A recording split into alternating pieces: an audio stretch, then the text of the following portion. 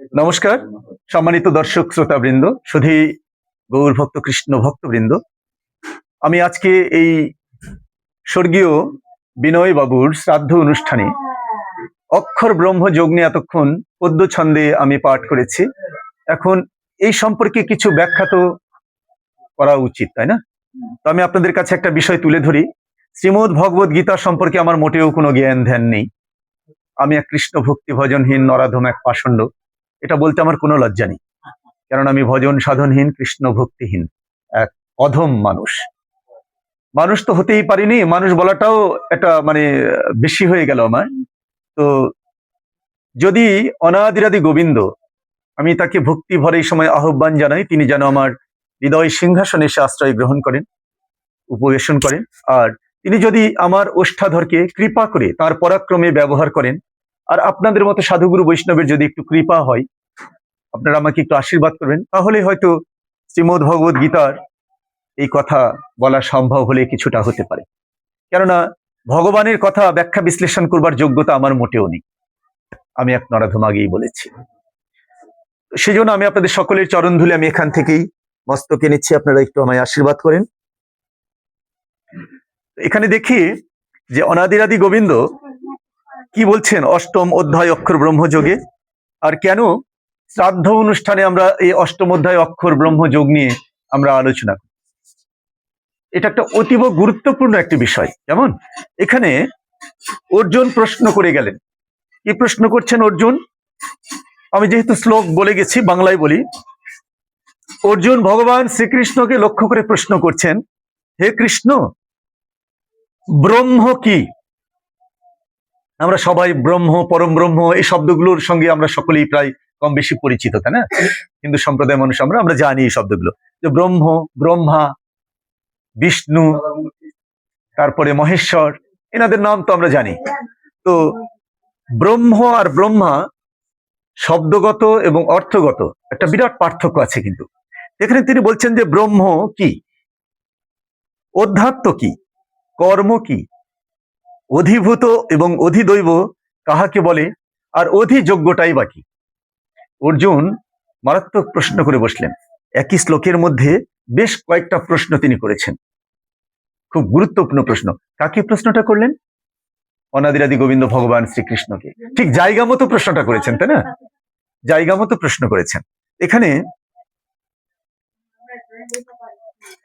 তিনি বলছেন এই দেহে অধিযোগ্যটা কে, আর তার কাজটা কি, তিনি কি কাজ করেন, মানুষ মৃত্যুর পর তোমাকে কিভাবে পাইতে পারে, কিভাবে তোমাতে পৌঁছতে পারে।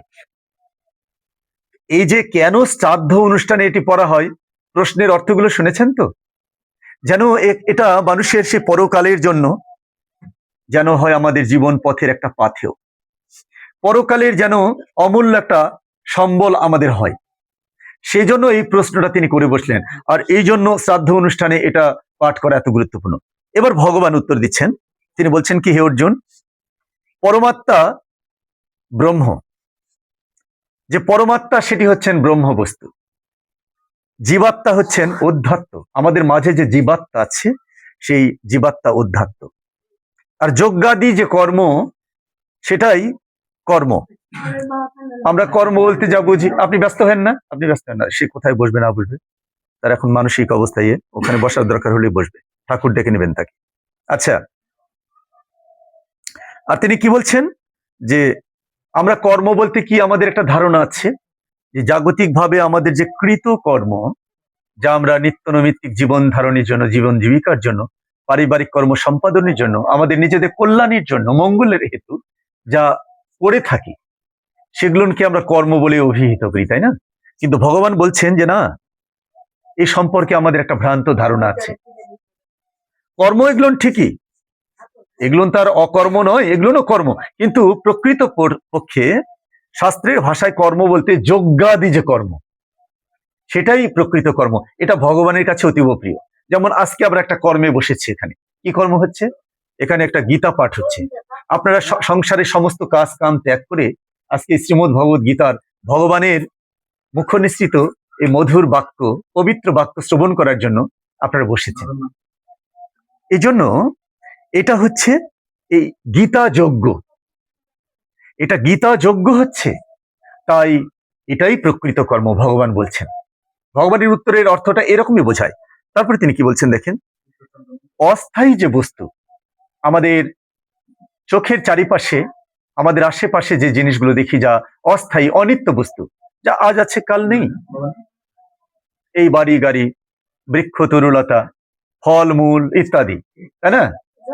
আপনি আমি, মানে খাবারের যে জিনিসগুলো, ব্যবহারিক জিনিস, এগুলো কিন্তু অনিত্য বস্তু, আজ আছে কাল নেই।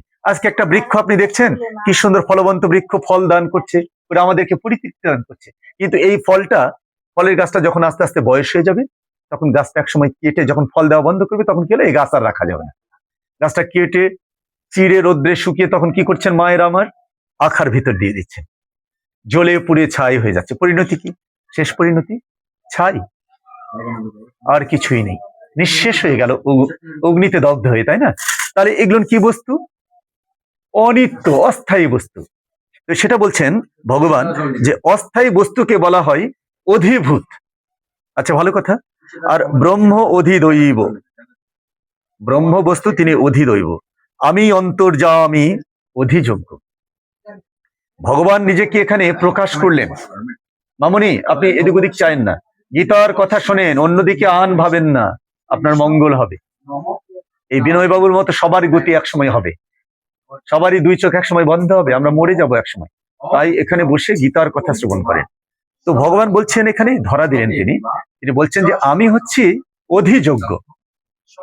এখানে ভগবান নিজেকে প্রকাশ করলেন, তিনি আর গোপন রাখলেন না। এত চমৎকার একটা বিষয়, একটু ধ্যান দিয়ে শুনবেন, একটু মন প্রাণ ঢেলে দিয়ে একাগ্র চিত্তে শুনবেন। তারপর তিনি কি বলছেন, যে ব্যক্তি আমার চিন্তা করিতে করিতে মারা যায়, সে আমার ভাবই প্রাপ্ত হয়।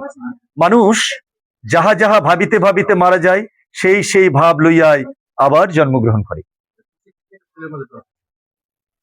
আমাতে মন অর্পণ করিয়া যুদ্ধ করিয়া যাও, আমাতে মন অর্পণ করিলেই তুমি অন্তে আমাকে পাইবে।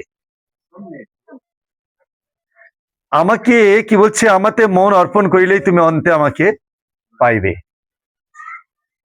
তাহলে ভগবান এখানে কি বলছেন, এই জীব সকলের, মানব সকলের পরিত্রাণের জন্য কিভাবে ভগবানের শ্রীপাদ পদ্মে আপনি আশ্রয় পাবেন, কিভাবে সেই বৈকুণ্ঠ ধামে আপনি যাবেন, কিভাবে অনন্ত জীবন লাভ করতে পারবেন, আপনি অনন্ত জীবনের অধিকারী হবেন, সেইটি ভগবান এখানে পরিষ্কার করে বলে দিয়েছেন আমাদের মঙ্গলের জন্য, এই অক্ষর ব্রহ্মযোগে।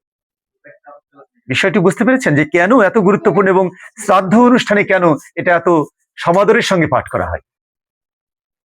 আচ্ছা, আমরা দেখি তিনি আরেকটি কথা বলেছেন, কি বেদজ্ঞ জ্যোতি ও ব্রহ্মচারী ব্রহ্মকেই জানিতে চায়, সেই জন্য ব্রহ্মচর্যের প্রয়োজন। অর্জুন, তাহা বলিতেছি শোনো। আগে ইন্দ্রিয়গণকে রোধ করিয়া মন স্থির করিতে হয়, মন স্থির করিয়া পরে যোগ অভ্যাস করিতে হয়। যে ওম উচ্চারণ করিতে করিতে প্রাণ ত্যাগ করে, সে পরম গতি লাভ করে। তারপর তিনি কি বলছেন, হে অর্জুন, যে যোগী একাগ্র চিত্তে আমাকে ডাকেন, সেই যোগী সহজেই আমাকে পাইয়া থাকেন। সেই যোগী মুক্ত সিদ্ধ হইয়া আমাকে লাভ করেন, তিনি আর পুনর্জন্ম গ্রহণ করেন না। ব্রহ্মলোকে গেলেও সেখান হইতে পুনর্জন্ম হয়, কিন্তু আমাকে পাইলে পুনর্জন্ম হয় না।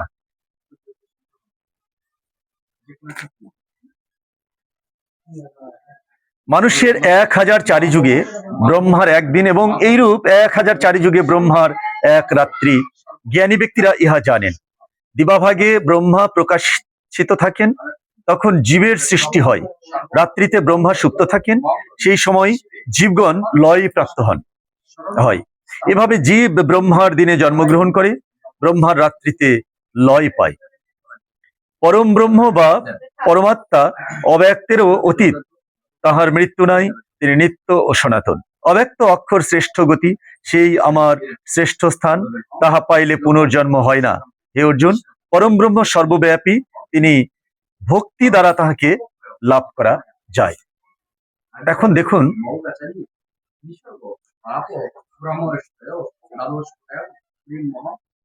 ভগবান যেটা বলছেন, আমরা এতক্ষণ ধরে যা শ্রবণ করলাম, ভগবান বলছেন যে আমরা যে জন্মগ্রহণ করেছি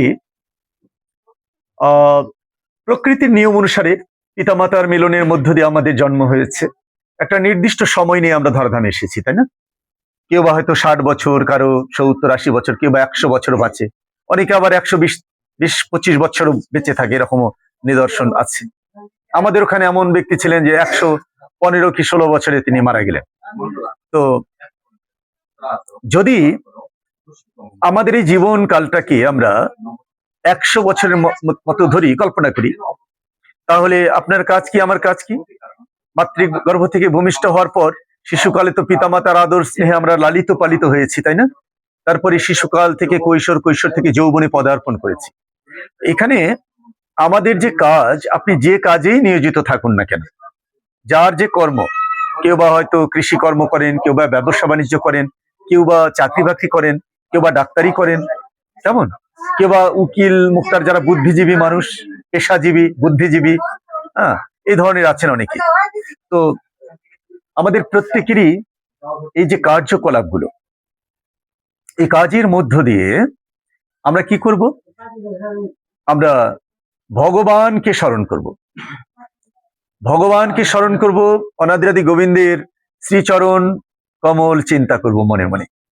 আর আপনি যা কিছুই করুন না কেন, ভগবত উদ্দেশ্যে করব।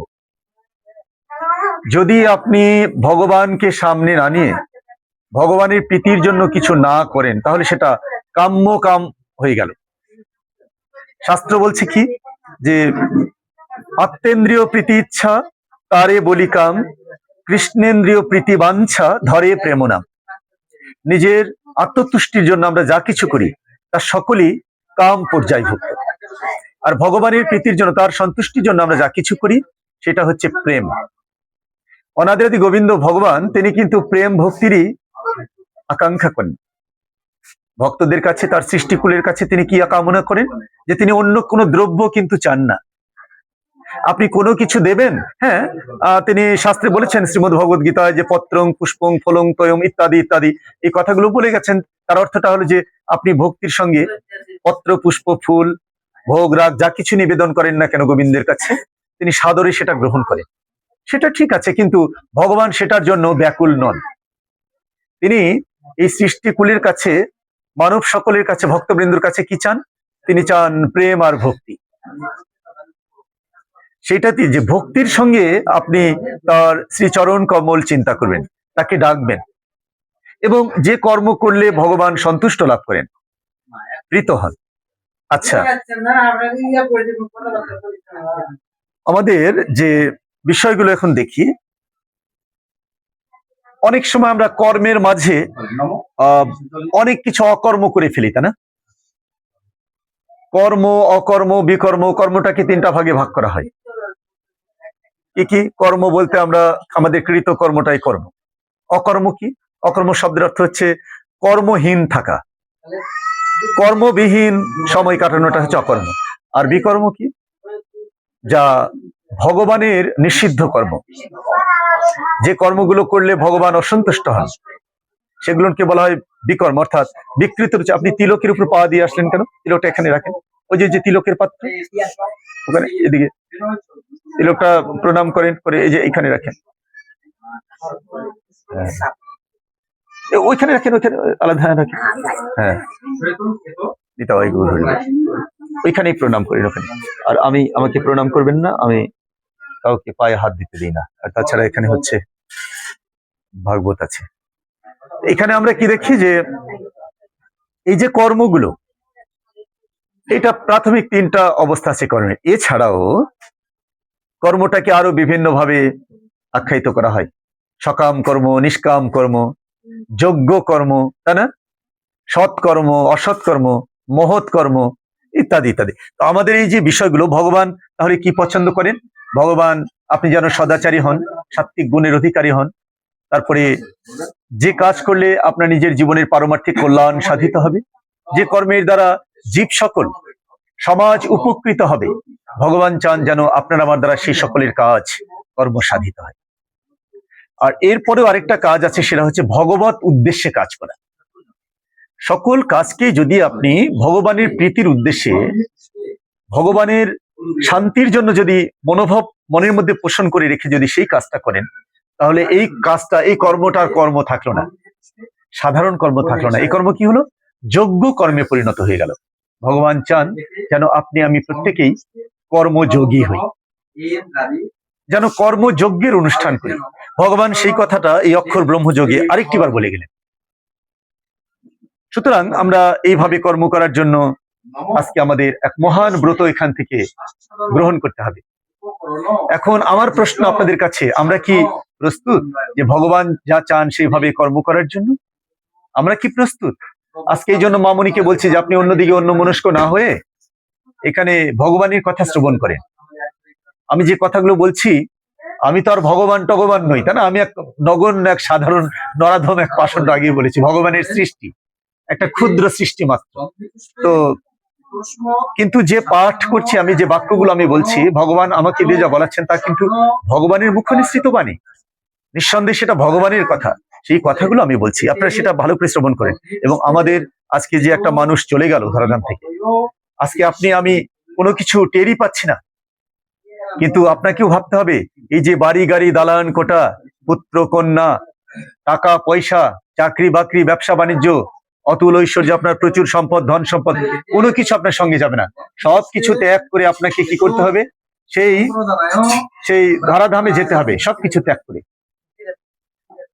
এই জন্য আপনাকে মনে রাখতে হবে যে আমাদের জন্য প্রস্তুতি গ্রহণ করতে হবে, যে কি করলে, কি কাজ করলে আমরা সেই পারমার্থিক কল্যাণ আমাদের হবে, কি কাজ করলে আমাদের আর পুনর্জন্ম হবে না, কি কাজ করলে ভগবান আমাদেরকে পরিত্রাণ দান করবেন। হ্যাঁ, যদি এমন হয় যে অনেকের বাঞ্ছা থাকে পুনর্জন্মের, যে না এই ধরাধামে আবারও আসবো। মামুনি, একটু আমি আপনাদের দৃষ্টি আকর্ষণ করছি, যে কাজটি করলে, যে কর্ম করলে আমাদের পুনর্জন্ম যদি হয়ও, তাহলে এমন একটা উৎকৃষ্ট জন্ম আমরা চাই, যেন যে জন্মের মধ্য দিয়ে আমরা আবার পুনর্বার মানব জন্ম লাভ করে ভগবান শ্রীকৃষ্ণের আবার আরাধনা উপাসনার মধ্য দিয়ে যেন সেই পরম গতি আমরা লাভ করতে পারি, তাই না?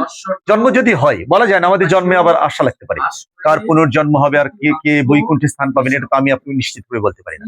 সেই জন্য আমাদের এই প্রস্তুতি, আজকে হোক আমাদের এই ধরনের একটা ব্রত। আমি পরবর্তী এতে যাব।